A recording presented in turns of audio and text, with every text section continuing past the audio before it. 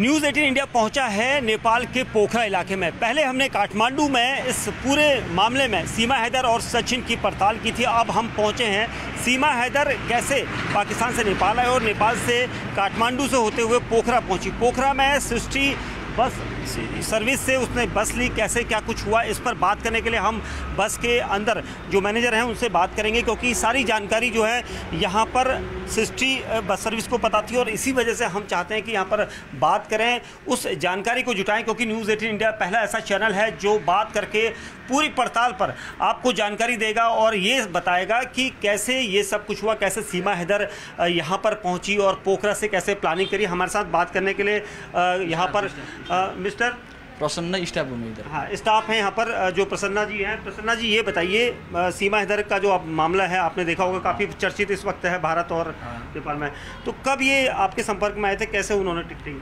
हाँ, 12th में किधर से गई थी वो। 11th में को हमारे ओनर को एक फ़ोन आया था, उन्होंने मुझे फ़ोन नंबर फॉरवर्ड की थी और मैंने उनको व्हाट्सएप पे इधर आने के लिए बोला था। हमारा गाड़ी 7 बजे से निकलता है, आप इधर आइए बोला था और वो इधर आई और बस पे बैठी, टिकट करवाई और हमने पूछा उनके पास आईडी है कि नहीं है, उन्होंने बोली हाँ आईडी है और हमने उसको टिकट करके उधर बस में बैठा दिया। क्या नाम बताया था उन्होंने? मीना, ये सब कुछ दूसरा मीना और कुछ कहा था। वो 2 महीने की बात हुई ना, वो नाम क्या बोला हमें पता नहीं था उधर। अच्छा, सीमा नहीं बताया कुछ? सीमा तो नहीं है, वो क्या बताया नहीं मुझे मालूम नहीं है। वो सीमा, मीना और कुछ ऐसे कुछ बताया था। हाँ, तो आप लोग बुकिंग करते हैं तो रिकॉर्ड रखते हैं उसका?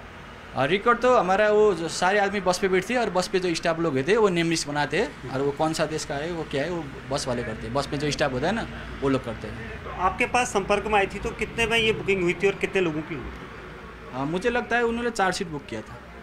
अच्छा, 4 सीट बुक किया था।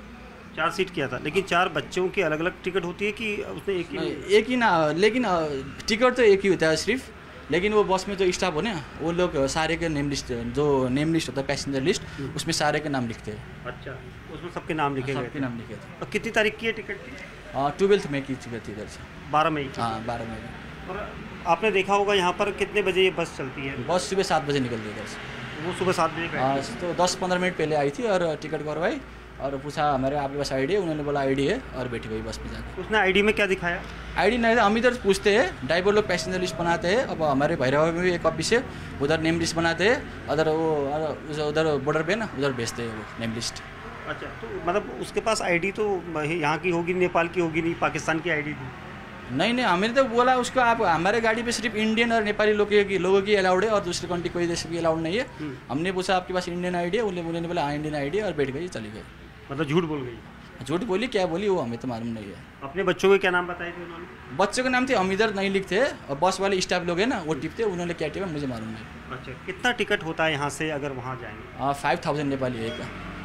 उसने कितना रुपया पेमेंट किया? उसने हमारे वो बच्चे लोग थे इसलिए हमने तो डिस्काउंट कर रहा था, कुछ डिस्काउंट कर दिया था उनको और उन्होंने मेरे ख्याल में 12,000 रुपये इधर दिए थे कैश नेपाली रुपीज़ और बाकी जो 6,000 होते हैं ना वो हमारे वो दिल्ली के इंचार्ज जो है इंचार्ज को पेटीएम कर दिया था, पेटीएम और यूपीआई को कर दिया था। वो किसने किया था इसलिए? उन्होंने कुछ अपने इंडियन वाले से कुछ के बात करवाई और हमने उनको वो जो इंडिया के हमारे इंचार्ज का पेटीएम वाला नंबर होता है ना वो नंबर भेजा और उन्होंने उधर पैसा डाल दिया। अच्छा, वहाँ सचिन जो उसका प्रेमी है, साथी है कोई हमें मालूम नहीं है वो। कुल 18,000 रुपये में टिकट की बात हुई? हाँ, कुल 18,000। तो ये उसने नेपाली करेंसी में? हाँ, नेपाली को इसमें कुछ पैसे नेपाली में दिए और बाकी जो 6,000 रुपये है वो पेटीएम कर दिए।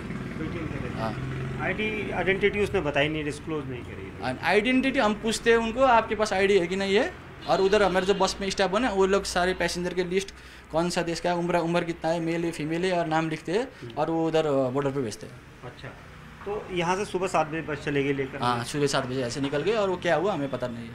तो बॉर्डर, यहाँ से बॉर्डर कितना दूर है? यहाँ से बॉर्डर तो 280 किलोमीटर पड़ता है। कौन सा बॉर्डर से निकली आपकी बस? सिद्धार्थनगर बॉर्डर से। सिद्धार्थनगर से होते हुए यूपी में दाखिल हुई? हाँ, यूपी से और आगरा से और दिल्ली, लखनऊ आगरा दिल्ली जाएंगे, ऐसे रूट पे जाते? हाँ, ऐसे रूट पे जाते हैं। रोजाना बस निकलती है आप लोग? हाँ, रोज़ निकलती है। अच्छा, उस दिन जिस दिन सीमा हैदर गई थी कितनी सवारियाँ होंगी गाड़ी में? उस ड्राइवर स्टाफ ने बोला था 36 लोग थे, 36 लोग बस 37 सीट होता है, 36 लोग।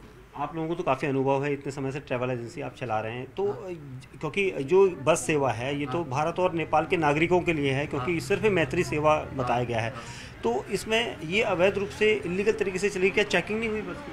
बस में तो बॉर्डर पे चेकिंग होता, वो तो क्या हुआ हमें तो कुछ नहीं मालूम है ना। हम तो सिर्फ बोलते हैं आपके पास आईडी होना है। हम नेपाली लोग हो और कोई इंडियन लोग, हम उन्हें बोलते हैं आप नेपाली लोग होते तो नागरिकता नेपाल का नागरिकता वो लेके जाने बोलते हैं। और इंडियन लोग है तो आपके पास आईडी है, वोटर आईडी अथवा आपके पास आधार कार्ड कोई भी हो, वो आपको बॉर्डर में दिखाना पड़ेगा। हम सिर्फ इतना कहते हैं। अच्छा, तो आपने बताया कि उसने बताया था कि आप उसके पास इंडियन वोटर आईडी कार्ड है या आईडी जो भी है। हमने बोला उसको तुम्हारा आपके पास आईडी होना चाहिए, आपके बॉर्डर में दिखाना पड़ेगा, एक आता है। उसके पास नहीं थी लेकिन उसने बोल दिया कि इंडियन आईडी है। बोला और कुछ उसने झूठ बोला और क्या बोला हमें कोई मालूम नहीं। अपने को भी इंडियन बताया था? हाँ इंडियन बताया था हमें। हमारे गाड़ी में सिर्फ इंडियन और दूसरा इंडियन और नेपाली बैग दूसरा कंट्री के नहीं लाने का। अच्छा, परमिट पे ही वही बताया। परमिट ही वही होता है।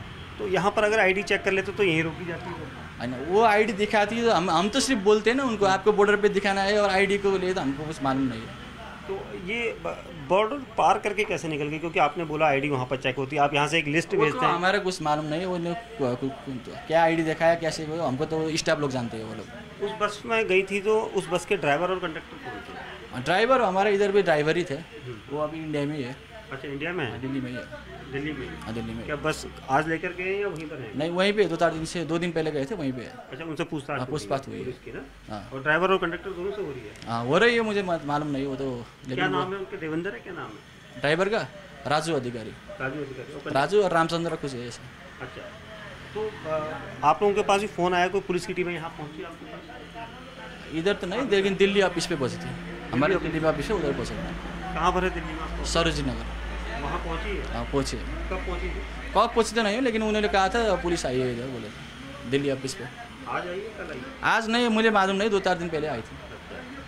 और ड्राइवर और कंडक्टर से आज पूछताछ हो रही है वहाँ पर? नहीं 2-3 दिन पहले हो सके, मुझे वो तो कुछ मालूम नहीं है। वो किधर पहुँचे, कितनी टाइम मिला बस पास हुआ, मुझे मालूम नहीं है। ये भी जानकारी मैं तो सिर्फ इधर काम करने वाला हूँ। मैं आप टिकट करवाता हूँ और आपके पास बोलता हूँ आईडी पास से होना चाहिए और बैठते हैं, और मैं तो वही सिर्फ इधर का स्टाफ हूँ इधर का। अच्छा, इससे मतलब जो आपके ओनर है उनका क्या नाम है? उनका नाम कृष्ण प्रसाद पवेल है। क्या वो भारत के हैं? नहीं नेपाली नहीं है। नेपाल है। क्या उनसे भी कोई फ़ोन वगैरह कोई कांटेक्ट? वो होगा मुझे मालूम नहीं है, वो मुझे डिटेल्स में मालूम नहीं। एक फ़ोन के जरिए आप दिखा रहे थे कि उस पर तो हमने सिर्फ बोला था उनको इधर आने के लिए, उधर लोकेशन उन्होंने बोला, मुझे मालूम नहीं है किधर आने के लिए। हमने बोला था उनको इधर आइए, इधर से बस छूटता है, इधर सुबह 7 बजे आइए, इतना ही गया था उसमें। कब आया था मैसेज? मैसेज कब नहीं आया था, रात को हमने बोला था आपको इधर आना पड़ेगा, गाड़ी इधर से छूटता है, आप इधर आइए, सिर्फ यही बोला था। नेपाली नंबर से आया था? नेपाली नंबर से आया था। अच्छा, हाँ। उसके बाद वो लोग यहाँ पर आए और निकल आए, टिकट करवाया और हमने पूछा आईडिया कि नहीं, वो लोग आए और बैठ गए, चले गए। और बाकी लोग तो क्या हुआ अब स्टाफ लोग को बताए। रात को यहाँ किस होटल में रही थी कुछ? वो मालूम नहीं है। सुबह इधर टैक्सी पे आई थी और मालूम नहीं है मुझे वो कौन से होटल पे क्या होटल पे। अच्छा, तो अब कोई रिकॉर्ड आप लोग दिखा सकते हैं कि जो कोई नाम तो हमारे वो स्टाफ के पास होता है, वो कितने आदमी लेके गए, नाम क्या नाम के लेके गए, वो स्टाफ के पास होता है, इधर नहीं, कुछ नहीं होता है। आपको लगता है कि उसने भारत और जो नेपाल के मैत्री संबंध हैं, जो बस सेवा आ जाती है, उसका गलत इस्तेमाल किया होगा? तो अब क्या हुआ, वो दाखिला ही नहीं हो सकती ना अगर पाकिस्तानी और कुछ 10 कंट्री के होता है, तो कुछ दिखाया होगा बॉर्डर पे।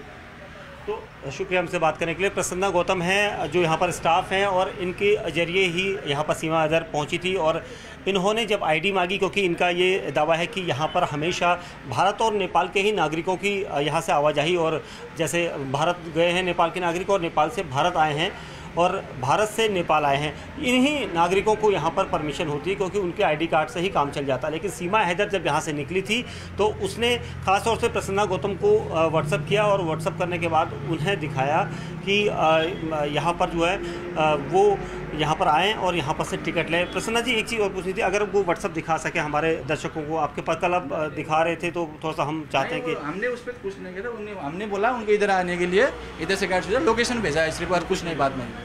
लोकेशन भेजा। शुक्रिया हमसे बात करने के। तो प्रसन्ना गौतम ने ये खुलासा किया कि जो उन्होंने दावा किया कि उनके पास इंडियन आईडी है और इसी वजह से सीमा हैदर अपने 4 बच्चों के साथ यहाँ से भारत की तरफ चलेगी। बॉर्डर पर हालांकि सुरक्षा चेकिंग होती है, लेकिन जिस तरह से प्रसन्ना ने बताया कि उनकी तरफ से यहाँ से पूरी जाँच परख जाती है, आईडी पूछा जाता है, आईडी होती है तो आईडी के साथ बिठा दिया जाता है, लेकिन चेकिंग जो होती है वो सीमा पार यानी बॉर्डर के पास होती है। बॉर्डर पर चाहे वो SSB नेपाल हो या फिर भारत हो, वहाँ पर चेकिंग होती है। वहाँ पर कैसे चेकिंग की गई, क्या किसी एजेंट के थ्रू वो पार हो गई या फिर बस चालक ने किसी से बात करवाई, ये सारी जो है अभी जांच चल रही है। वहीं प्रसन्ना जी, क्या कोई एजेंट भी और था, कोई आपसे कांटेक्ट था उसका? नहीं कोई कांटेक्ट नहीं है मेरे पास, मालूम नहीं। कोई और नंबर था आपको कॉल नहीं किया नहीं इनके लिए ना? नहीं नहीं आया कुछ। उसके पति का दिल्ली से ऐसे उन्होंने हमारे जो ओनर साहब है पहले उनको फ़ोन आया था, उन्होंने मुझे बोला कि उसको लोकेशन भेज दो, वो कल दिल्ली जा रही है, दिल्ली जाने के लिए टिकट पूछ रही है, उनको लोकेशन भेज दो बोला था उनने, और हमने वही किया था सिर्फ। अच्छा, और ये टिकट ओवरऑल बुक किसने करवाई थी? पहले ऑनलाइन होती होगी, ऑनलाइन भी होती है, इधर आके भी होती है। ये बुक किसने करवाई थी? इधर आके उन्होंने फ़ोन किया और हमने सीट रोक दिया और इधर आई और बस पे चल। सीधे सीमा हैदर ने करवाई? हाँ, सीमा हैदर ने नहीं, उन्होंने हमारे ओनर ने उनका नंबर भेजा था हमने, हमारे ओनर ने कहा कि आपको उसको लोकेशन भेज दीजिए किधर से गाड़ी छूटता है, हमने लोकेशन भेज दिया, इधर आ गई और चली गई। ये तो नहीं कहा था कि भारत से टिकट बुक करवाई गई है? टिकट तो वो तो ओनर की पूछना पड़ेगा, वो कैसे फोन आएगी वो तो ओनर की बने। शुक्रिया हमसे बात करने के लिए। तो ये प्रसन्ना थे जिन्होंने बड़ा खुलासा किया न्यूज़ 18 इंडिया की कैमरे पर कि उन्होंने सीमा हैदर और उसके बच्चों की आइडेंटिटी मांगी थी, क्योंकि यहाँ पर सिर्फ नेपाली नागरिक या फिर भारतीय नागरिकों को ही उस बस में जाने की परमिशन है, क्योंकि वहाँ पर वोटर ID कार्ड दिखाकर यहाँ पर लोगों को ले जाया जाता है। लेकिन सीमा हैदर ने यहाँ पर ट्रैवल एजेंसी से भी झूठ बोला और यहाँ पर उन्हें गलत नाम बताया, साथ ही ये बताया कि उनके पास भारतीय आइडेंटिटी है, और इसी वजह से इसी धोखे में जो ट्रैवल एजेंसी थी उनका ये कहना है कि वो यहाँ से बॉर्डर पार करके गई। फिलहाल इस पूरे मामले में अभी भी जांच जारी है, क्योंकि उनके जो यहाँ सृष्टि बस सर्विस है, इनका एक ऑफिस दिल्ली के सरोजनी नगर इलाके में है, और वहाँ पर भी ड्राइवर और कंडक्टर से पुलिस के द्वारा पूछताछ की गई है, और ये जाँच अभी भी इसी तरह से जारी है। कैमरामैन विमल के साथ दीपक बिष्ट, न्यूज़ 18 इंडिया, पोखरा, नेपाल।